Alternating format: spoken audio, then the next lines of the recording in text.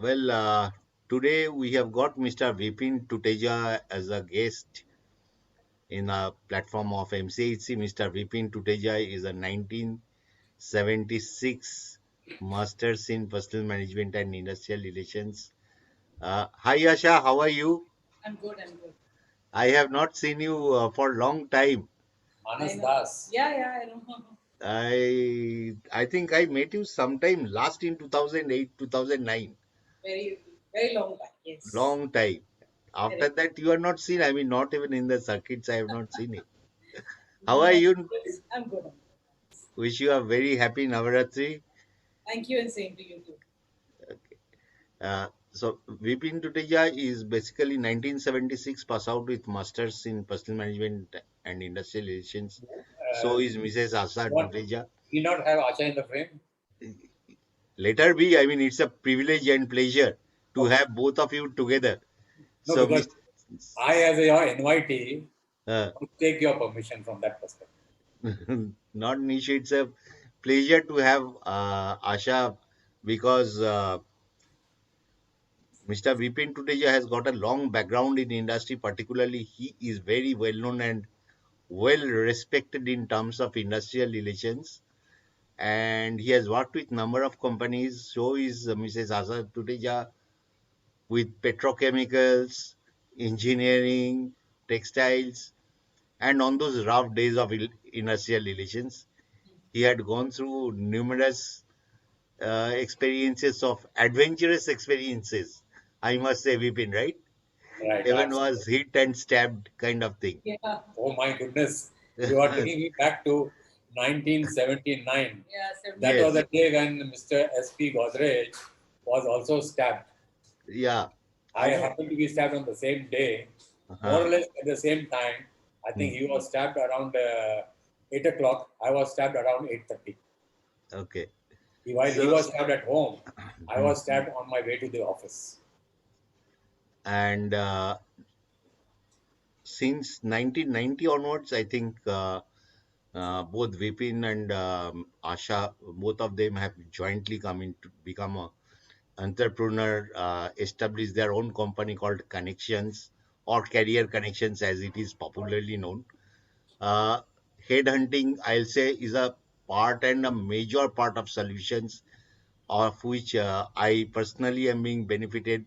I have taken their services a lot many times, critical positions, and Vipin never disappointed me. Uh, and that lady was still there when I was in DAPCL. She used to coordinate. I forgot her name. Uh, She is not there. I think okay, you're talking about Renu Rana. yeah. She is So, not there. She is now settled in Calcutta. okay, I think she has recently moved to Delhi. okay. Her daughter has done well. She Mm, is a good singer and a classical dancer too. And I okay. think she'll make the news. And very shortly, I think you will start hearing about her both in print and electronic media. Mhm. Done well for a daughter. Yeah. And Vipin also has got a good range of experience in terms of the employment market. So is Asha because both of them are running career connection for quite some time now. And it's a pleasure and privilege to have both of them together. I would now start getting into the session. Uh, Vipin and Asha, both of you are most welcome. Vipin, with the situation like pandemic, COVID-19, etc., how do you perceive that it's going to impact the employment market in the organized sector? Asha, I would like to have your valuable opinion also because you are watching the market on day in and day out. Specific Teja will be the right person to guide you on this. I will begin a bit differently. I would say our planet Earth. Hmm. We talk about animal kingdom and man being a social animal is differentiated from the other animals in the on this earth. Now, if you look at the animal kingdom, Hmm. they live in the open. Hmm. They live under sun, rain, various phases of their different seasons, Hmm. and they also fall sick. But at the same time, the nature cures them. True. I'm picking up a corollary from here. Human beings also, 75 to 80% are cured by nature. It is only the psychological factor that we need the support of medicines and the care that is given to us by the medical world, comprising of doctors, patients, and ward boys, and also the boys who do the cleaning and hygienic activity where we get hospitalized for being for having addressed our medical cause or a fever or whatever it may be, the disease that we have. Now, if you look back 2 centuries ago, there were pandemics. Yeah. In 1920, we had plague, and Right. in 1820, we had flu. Now, if we talk about 1920, there were about, I would say, 100 million people who were affected around, all over the globe. In India, the effect was to the extent of about 18.5 million. Hmm. The percentage ratio, Hmm. UK and US was about 2%, Hmm. whereas in India, it was about 6% Hmm. as a percentage ratio. Okay. Now, our experiences during that time has been Hmm. well recorded, Hmm. and how various societies in the globe, various countries in the globe address these issues was also well recorded. But unfortunately, when this pandemic outbreak happened in November or December last year from China, our global leaders didn't look into the previous experiences of the past generation. Yeah, that was Going forgotten back, chapter. that has been forgotten. We should have gone back and seen how our forefathers reacted to a given situation from a life in general and work life in particular. Right. This was never fallen back upon by any part of the global leaders in the world or any society in the world. Now, since the outbreak of pandemic, we have seen this move from China to various other countries. And what we have seen it is if it has happened in our neighborhood, containment zone has been created. Hmm. My thought is, why was China not converted into a containment zone? If China was converted into a containment zone, this pandemic would not have traveled outside China. True. The global leaders should have immediately reacted to the stimulus of what transpired in China, isolated that country, converted into a containment zone, helped them monetarily, medically, and assisted that country in keeping that containment zone in the local area. Citizens of different countries who were living in China at that particular point of time should have been directed to stay there with all support of the respective government and with Chinese government as a mother support government. Because in China, the Chinese government had to decide the way it wanted to, ensure that the disease was in a particular localized area as well. So the citizens of other countries who were there in China, their issues and problems should have been restricted there, and the councillors of various government should have advised their citizens what steps should be taken and how to cooperate with the local government in the places where they live. Had this been done, the world would have been a better place today.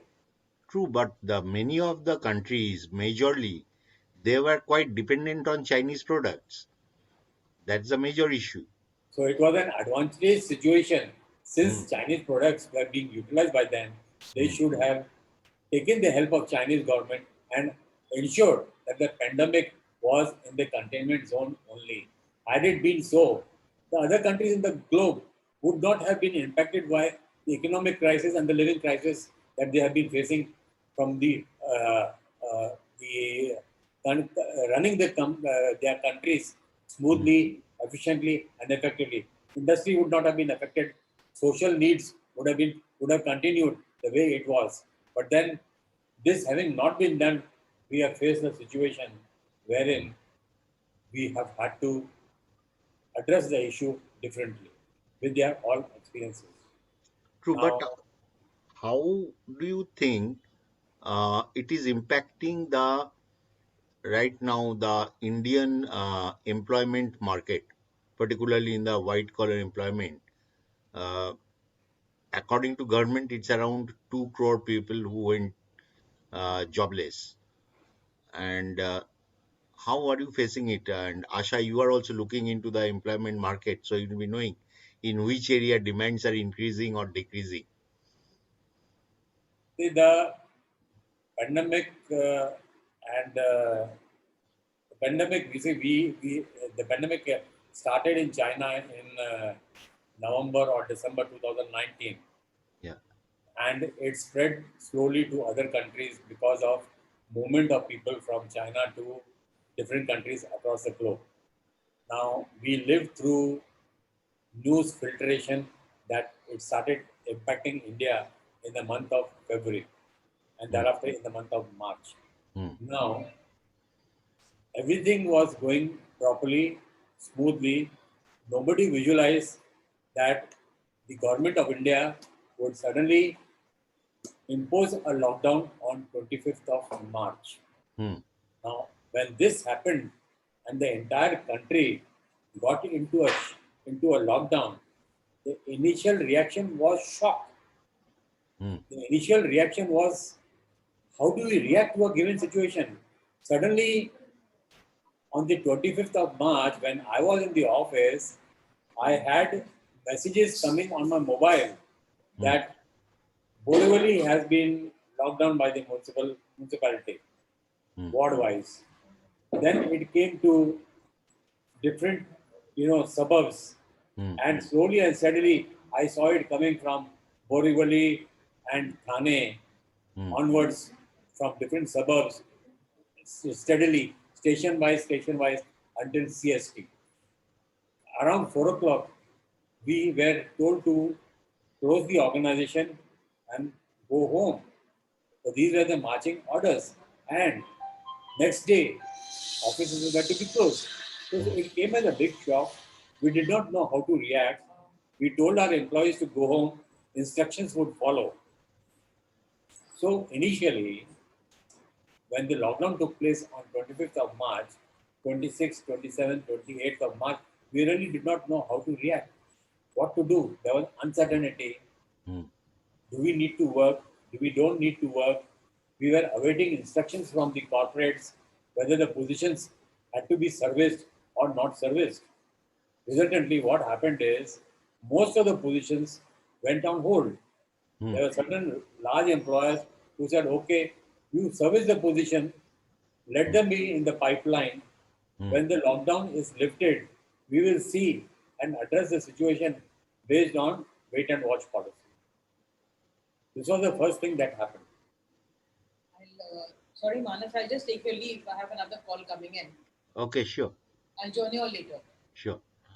So, post this pandemic, do you think that the demand in manpower requirement has gone down or gone up with work from home kind of situation coming into? How is the employment market responding to it?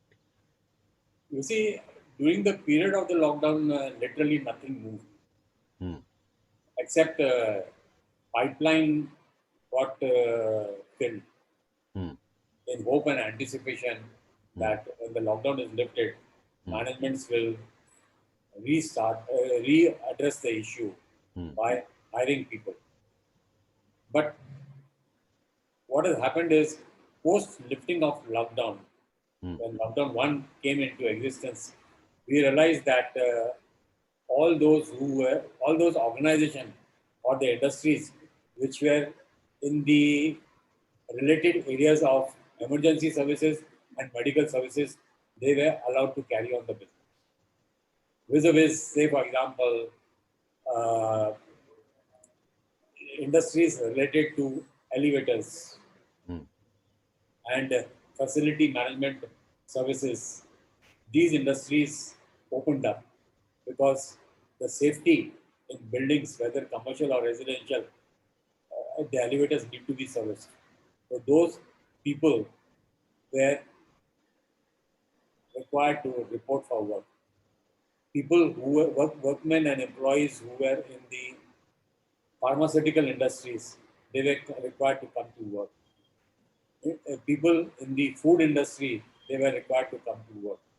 Now, here also, people who in the elevator related industry, maintenance related industry of building management solutions, here, those who went to work to service these elevators, they came with lot of fear and uh, some sort of uncertainty whether what will happen to them, how will they travel, and these industries management did organize made travel arrangements for them. But in the manufacturing industry like pharma and food industries, the workers who were staying close to the factories, they had no issues. But the workmen who stayed away from the factories, they faced problems of people in the neighborhood telling them that if you are going to the factory, don't come back, stay there only. Hmm. Tell your employer to make arrangements for you to stay. So these were the social issues which the workmen and the supervisory cadre and also the management cadre employee got exposed to from the threats from the neighborhood in the social from a social perspective. Right. Also, like migrated workmen. Many of people, workmen, those who went back to their villages or native places, they might not be so easily interested to go back to the workplace. That also might be creating issue in terms of blue collar workmen. I think here the decision of the government to bring the lockdown Hmm. suddenly resulted in the employer being unprepared. The workman also was unprepared. The employer did not know, he did not make any provision for the workman to stay or make arrangements for his ration and food. Also, in certain sectors wherein the contract workman was employed or the daily rated workman was employed, the salaries, because of sudden stoppage of work, the employer was in a fix whether to pay salaries to this contract workmen, temporary workmen, or casual workmen. Permanent workmen received the salaries, but Hmm. majority of the migratory workmen who Hmm. are who are employed on a contractual basis, there the contractor realized that the wages were not coming from the principal employer. Hmm. Many principal employers were also fixed. They did not know whether wages have to be released or not to be released. The Disaster Management Committee, constituted by the Government of India, they issued a directive to pay the wages and not to deduct. Hmm. Now, the management consulted the legal consultants. The legal consultants looked at the issue from a different perspective. They said wages, wages is a reward which is given to the workmen on as a reward for their labor for the work given by them. But during the pandemic, since no work was done by the workmen, how could you pay wages? Hmm. The government should have said instead of paying wages, government should have issued the directive. The disaster management committee should have given the directive to pay some sort of not wages but an ex gratia payment, Right. a gratuitous payment. Now again, this whether this ex gratia payment or gratuitous payment, was it supposed to be a benevolent payment or was it supposed to be a payment in lieu of wages which could be recovered from the workmen? That clarity did not come. Resultantly, several organizations went to the Supreme Court. The Supreme Court, in its wisdom, did not want to, I would say, arbitrate, did not want to take a decision. And Mm. finally, after a couple of months of litigation, they said management and workmen should sit together, discuss the issue, negotiate, and arrive at a settlement and file a report before the conciliation officer as to what settlement they have arrived at. So, Supreme Court, instead of taking a decision, they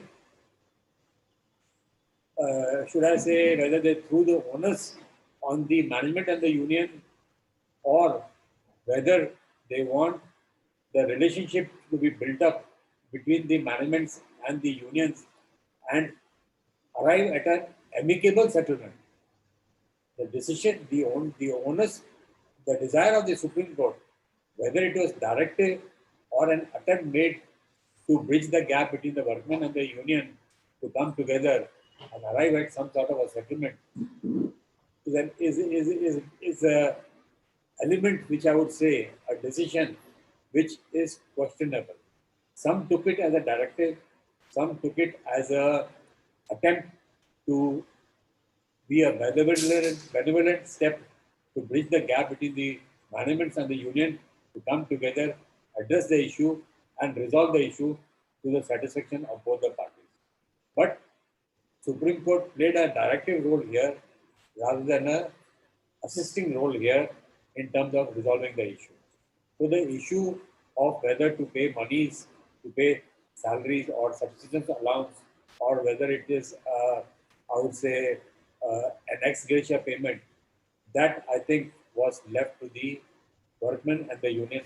And I think what reports I have got, Mm.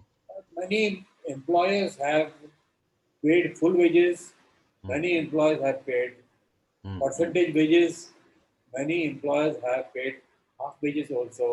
And I think these issues have been guided Mm. more by the economic strength and the stability of the organization, Mm. and rather than human consideration. Some Mm. element of human consideration was always there because you see, managements also realize that they are their own workmen.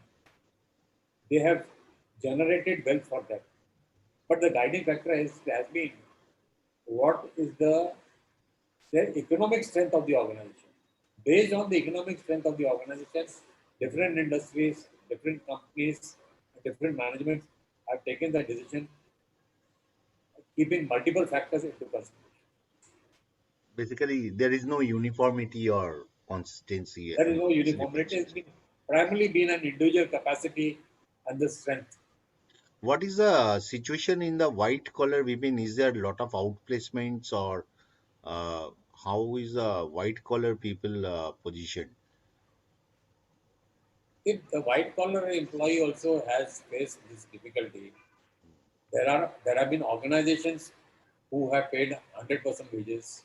Mm. There have been organizations who have made cuts in Mm. the percentage of their earnings. Mm. And I think when most of the employees who are working from home, Mm. I look at it a bit differently. Mm. See, a person who has been working from home, Mm. he is not required to travel from outside the house. Mm. He has also, during this period of pandemic, not gone for social issues in terms of, you know, going for movie, going Mm. for picnic, going for Mm. travel for holidays, Mm. or has gone to attend marriages or birthday parties or social issues. Now, since he has been confined to home, and I feel because of this, he has also saved some money. for travel to workplace and to attending social causes. So, wherein an employer who has made about 25% reduction, I think in that case it is justifiable, and those white collar employees should accept that factor that they have saved so much of money. And if the employer has made reduction up to 25%, I think it is a fair win win situation, both from the organization point of view and both from an employee point of view. But was there a lot of job cuts in terms of reduction in employment in white collar? Job cuts have been there in industries, one which are in the business of B2B, Hmm. wherein the companies have lost contracts or Right, the contracts have been delayed right, because of the industrial uncertainty. right. But those industries which are related to pharmaceutical and food related industries, there people have not lost jobs. Yeah, Job, job loss have taken place more in the B2B industry. Uh, Job loss also have not taken place in those industries which are in service related, hmm. like the elevator and the um, this facility management industry Hmm. or courier related industries or e-commerce platforms. Hmm. There has been no job for Right. job losses, but job losses have been there in those industries which have catered to, let us say, the transportation or delivering of, Aviation. yes, or delivery of food at home.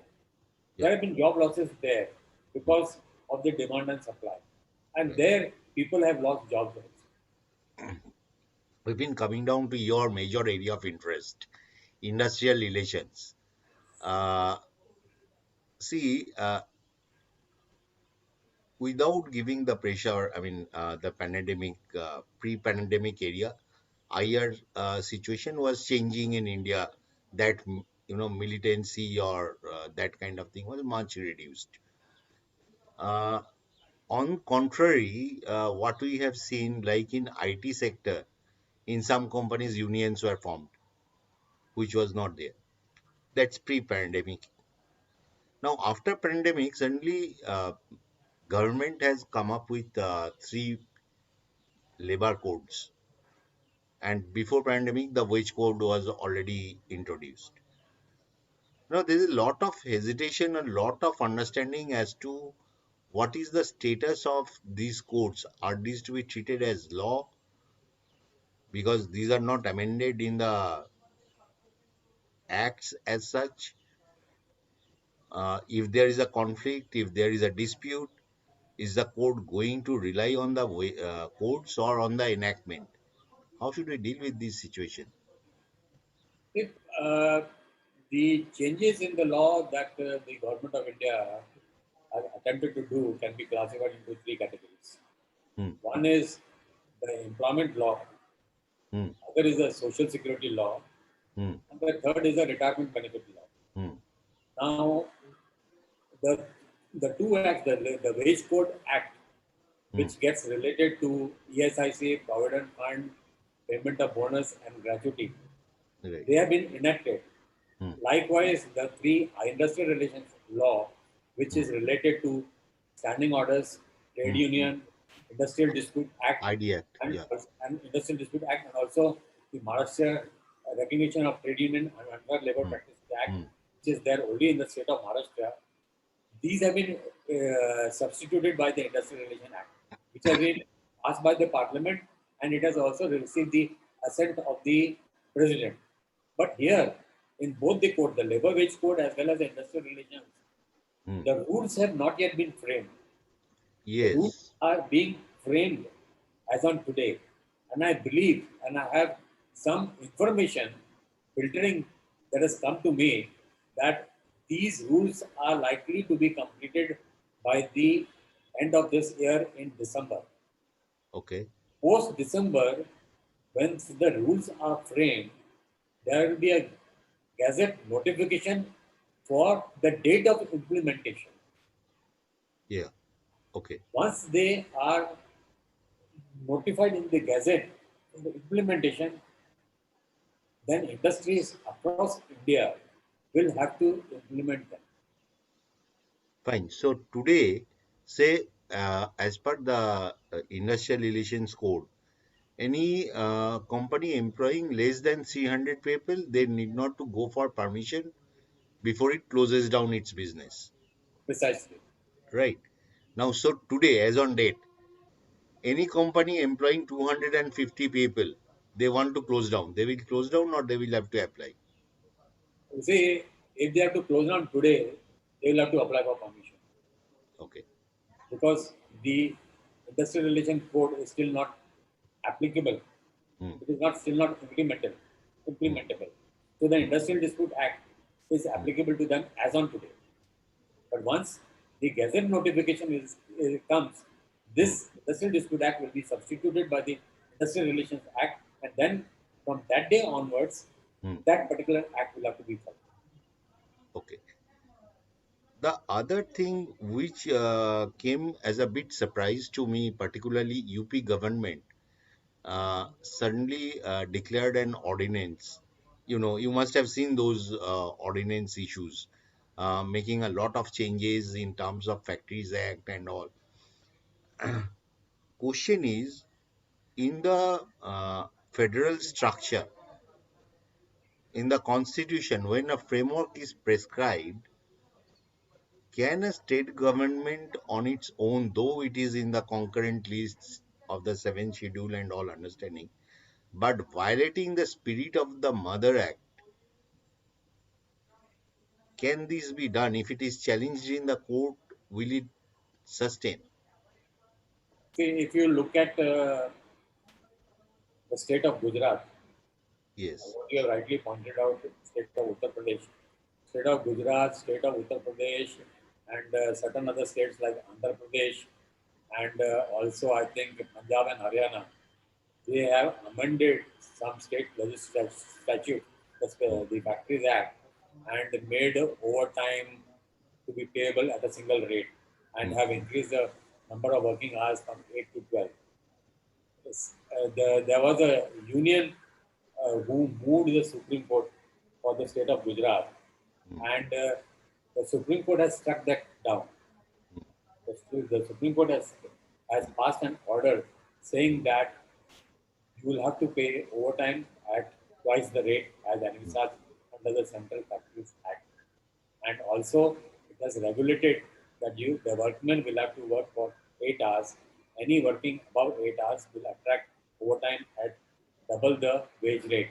So this principle will have to be followed by other states who have attempted to to make overtime to make work hours as 12 hours and Hmm. overtime working as a single rate. That will stand struck down. Hmm. The same principle will have to be applied there. See, that's what precisely my question is, that in a concurrent list, if the state wants to make a law, there is a procedure. Just by giving an ordinance violating the spirit of the mother law, how justified it is and whether it is valid in the eyes of law. The That's state some kind of the governments question. will, the state governments will have to ensure that whatever amendments they do, they will have to do keeping the central law in mind. Hmm. If they want to introduce a benevolent benefit to the workmen vis-a-vis the central law, if it is better than the central law, Hmm. then that is an accepted situation. But if it is if the central law is more beneficial, then such law is likely to be struck down. Right, like say we had Industrial Dispute Act. In spite of that, we got MRTU pulp and BIR, which are more beneficial to the workmen, and it was allowed. Articulated. Or say MRTU pulp and BIR is being followed in, apart from Maharashtra, there are other states which are following. Like if there is absence of law, like House Rent Allowance Act or per se your Shops and Establishments Act, their state is at liberty to make its own law, its own norms, and its own conditions. But when there is a mother act prevailing, whether that spirit can be fluctuated. That's what was my question. Uh, but Same. Vipin, how do you see the nature of industrial relations going to change after this pandemic area once industry gains normalcy? One, your question number one, you see, the center-state relationship, Hmm. the federal structure, the states and the central government both have got the right to enact laws. Okay, Right. but if there is a law which is enacted by the central government, the state government will have to enact. If the state government desires to enact a law, then it has to ensure that the benefits of the similar law are better than the central law. Otherwise, it is bound to be struck down by the central government because unions are not going to keep quiet. Hmm.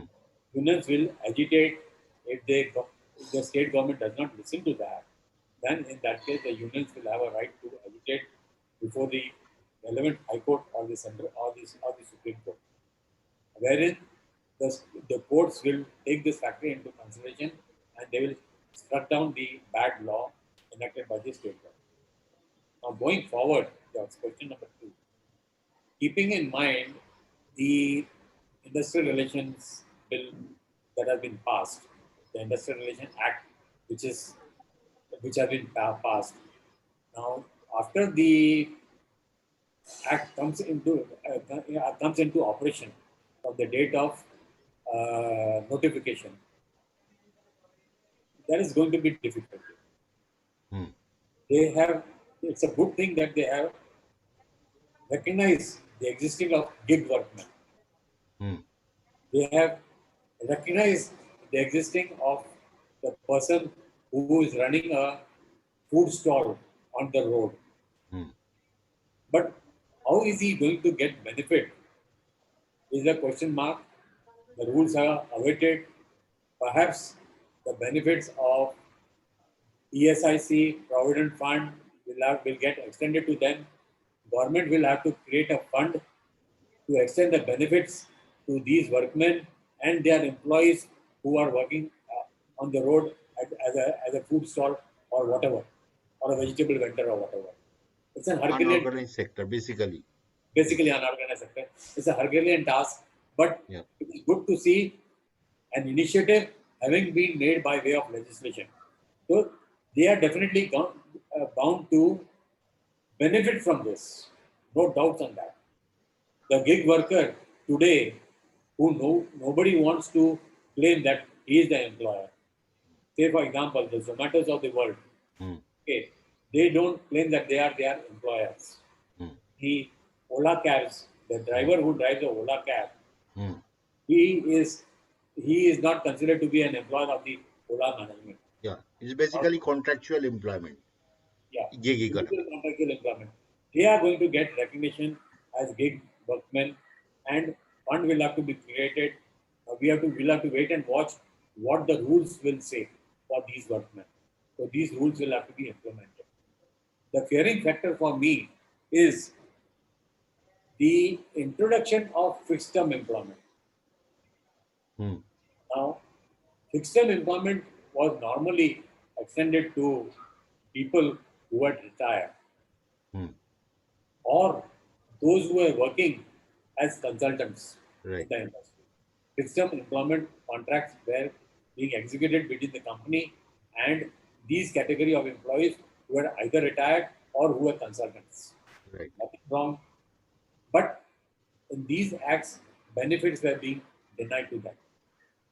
Today, with the enactment of the Act, fixed term employment has been created as a separate category of employment status, like how we have birthday workmen, casual workmen, temporary workmen, contract workmen, and apprentices.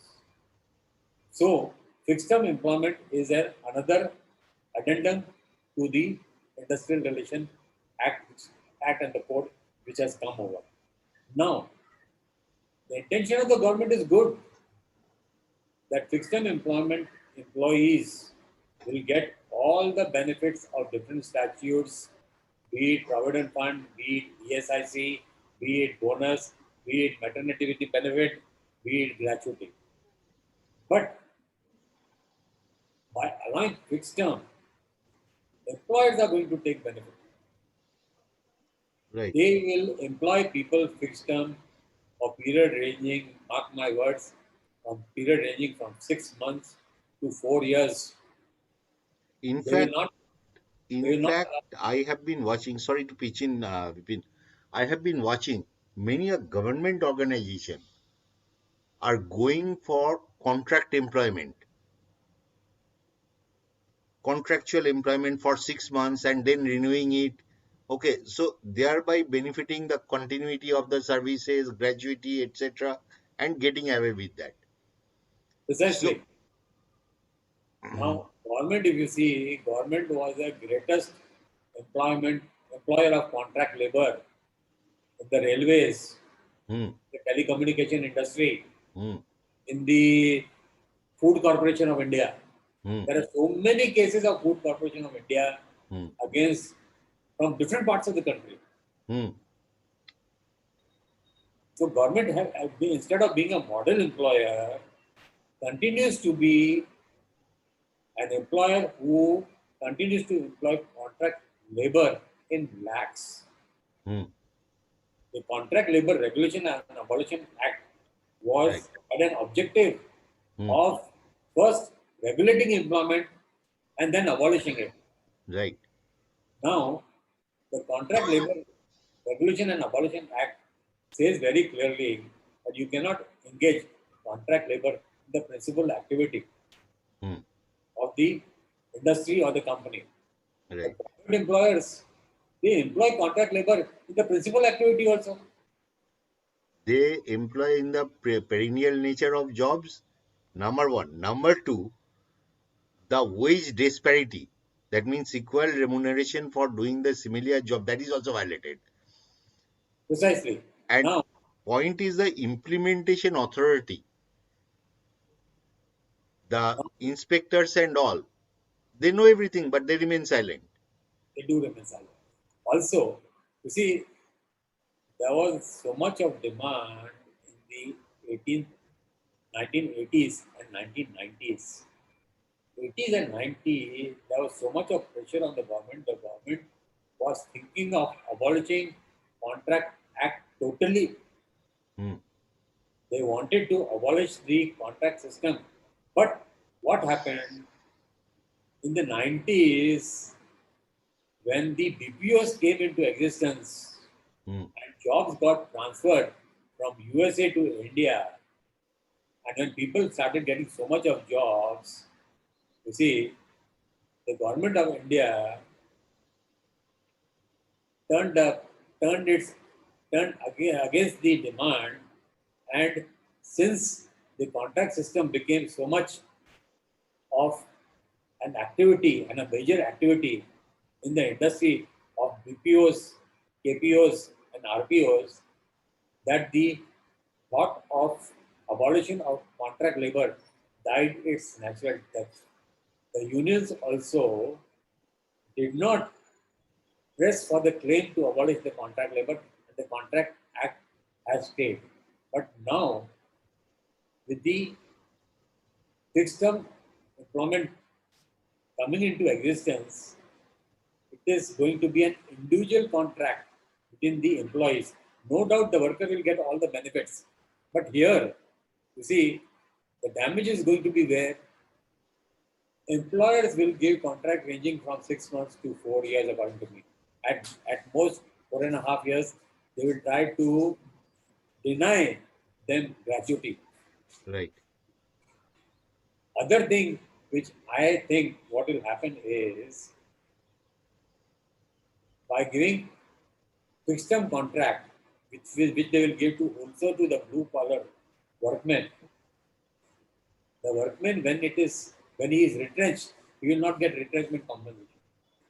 Yeah, Now, since he is not going to get retrenchment compensation, termination of such services because of fixed term employment is going to become very easy by the employer.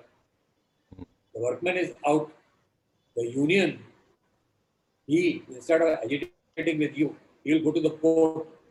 Now, Hmm. since the workmen and the union is going both fighting in the court, management is going to run its establishment. So we may see an industrial relation in a different form. The color will change. In Hmm. the past, we had union demanding for abolition of casual workmen, temporary workmen, contract workmen. Now the unions will demand that we don't want fixed term employment. We want long term employment. The major point will always be in, what I have seen in my 30 years career in India, the implementation authority, the regulatory authority. See, today we have Migration Worker Act from 1971 or 72. In spite of that, today government, and we keep on giving the statistics. You must be knowing, religiously we give the statistics beginning of every year to the statistical department. Today government is saying that we do not have any statistics on the migration workmen. Now, if that, see, there may be lot of good intentions in formulating the enactments and this thing, but the implementation, if it is not judicious, I'll say of all the enactments, two, three enactments are very religiously implemented. One is Factories Act, one is Provident Fund Act, another is ESI Act. Apart that, whether it is CLA or your Mines Act or whichever, there is always a lack of interest in proper implementation, which has forfeited the spirit of the enactments. You know, you must be knowing, I mean, there are many organizations who pay less than the minimum wages to the contract workmen. Yes. Yeah. So, and I was astonished that one of the companies doing it through an agreement signed by the DLC. So those things are there, but in general, overall, in post-pandemic area, my feeling is that major demand will be sustenance in the employment. That's going to be the major demand from the union side. What do you think? Absolutely, there's no doubts on that. You see, if we have to reduce the differences between the employer and the employee, government has to encourage this. Government has to make its implementation machinery more strong. You see, the Modi government has attempted to remove the Inspector Raj. Now, on one side, you are saying that Inspector Raj is being reduced, but on the other side, you don't have a statistical data. Hmm. Then it is not good. No? Right. Absolutely. So you need the Inspector Raj to ensure that the industry subserves the government by giving proper data and information, Right. which is very important in decision making and in amendments of laws. The labor commissioner who has signed a settlement between the employer and the union in the conciliation proceeding before him and allowing them to give wages before less than minimum wages. He is the most, I would say, he is the person of utmost guilt in this country. Right. Absolutely. He has allowed the Minimum Wages Act to be implemented Hmm. and has gone against the spirit of the constitution and Hmm. the what should I say the objective of the parliament. Right. It's gone against the preamble of the act. Exactly. That's what I mean. What I was talking about is, the spirit of the constitution or the spirit of the enactments seem to be violated with the codes and all which are coming in. Wholesale And violation. yeah, I mean, that's in contradiction. So Totally. where do we stand? That's $1 million question. See, today, I do not know how smoothly these codes will get passed in the parliament. But if it get passed, then that's a major risk to the employment. Because see, I don't know, again, another question that will come up, say a company which is employing 5,000 employees, but in 10 different units. Now one unit is having 200 people. So they will say that I have got 200 people here, so I don't need permission, I'll close it down. But in principle, they are employing more than 5,000 people. So all these questions, I do not know as and when it comes to the court and it will be debated. And then we have got to wait for the new set of observations from the Supreme Court. Otherwise, this ambiguity will prevail for some time if the courts are implemented. Right, Vipin, thank you so very much for your time. I took the privilege of the relationship to barge on you to join the discussion. Thank you so very much. Uh, we'll have it published in the YouTube. We'll get a link of it. And happy Navratri. Stay well, stay healthy, stay safe. Same to you. Thank you very much.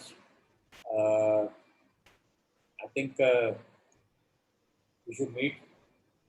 Either you Now, come to Bombay or I'll come to Calcutta. I yeah, have never come to Calcutta, but it has been my lifetime desire so far. uh, I must visit Calcutta hmm. sooner than later.